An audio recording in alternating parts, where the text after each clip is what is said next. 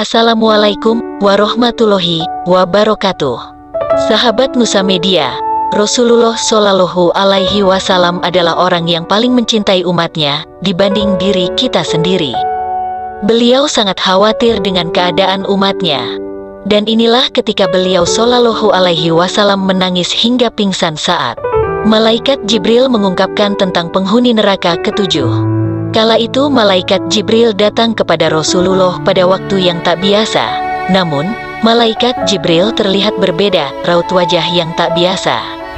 Maka Rasulullah Shallallahu Alaihi Wasallam bertanya, "Mengapa aku melihat kau berubah muka, wajah?" Jawabnya, "Ya Rasulullah, aku datang kepadamu di saat Allah menyuruh supaya dikobarkan penyalaan api neraka.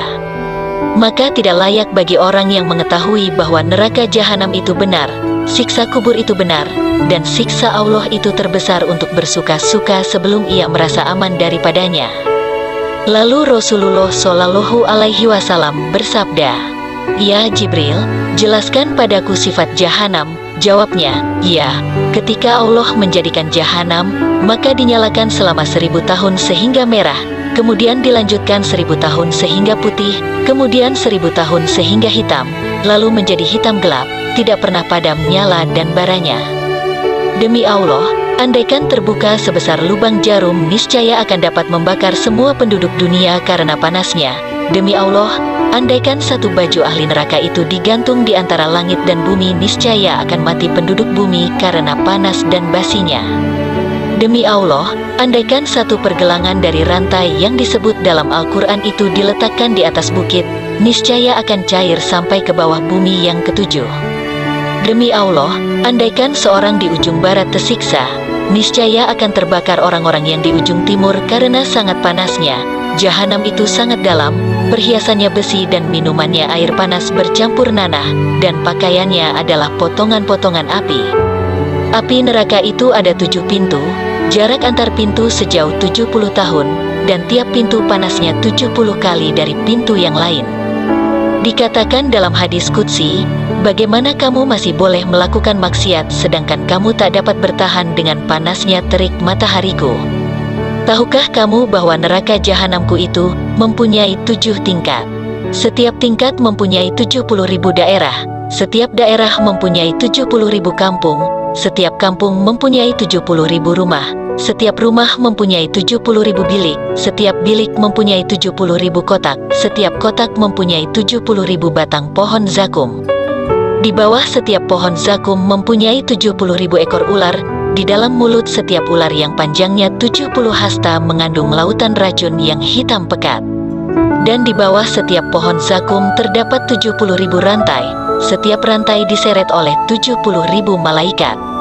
Api yang ada sekarang ini, yang digunakan Bani Adam untuk membakar hanyalah 1/70 dari api neraka jahanam. Hadits riwayat Imam Bukhari dan Imam Muslim. Allah Subhanahu wa Ta'ala berfirman dalam beberapa ayat berikut, apabila neraka itu melihat mereka dari tempat yang jauh, mereka akan mendengar suaranya yang gemuruh karena marahnya. Quran Surah Al-Furqan ayat 12. Apabila mereka dilemparkan ke dalamnya, mereka mendengar suara neraka yang mengerikan, sedang neraka itu membara, hampir-hampir neraka itu meledak lantaran marah. Quran Surah Al-Mulk ayat 7 dan 8. Rasulullah bertanya, bagaimana dengan pintu ketujuh? Sejenak malaikat Jibril seperti ragu untuk menyampaikan siapa yang akan menghuni pintu ketujuh.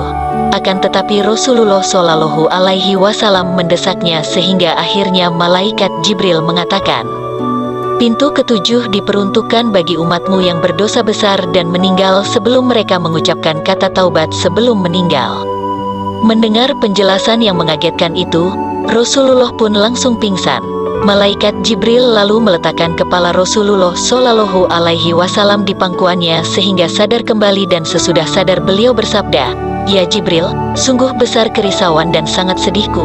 Apakah ada seorang dari umatku yang akan masuk ke dalam neraka?" Jawabnya, "Ya, yaitu orang yang berdosa besar dari umatmu." Rasulullah Shallallahu Alaihi Wasallam lalu menangis. Jibril pun ikut menangis. Kemudian Nabi langsung masuk ke dalam rumahnya dan tidak keluar kecuali untuk sholat. Setelah kejadian itu, beliau tidak berbicara dengan siapapun selama beberapa hari. dan ketika sholat beliau pun menangis dengan tangisan yang sangat memilukan. Masya Allah, begitu sayangnya Rasulullah pada kita, pada umatnya yang justru sering lupa dan kita tidak peduli. Ya Allah, karuniakan taubat nasuha kepada kami sebelum wafat. Amin ya robbal alamin.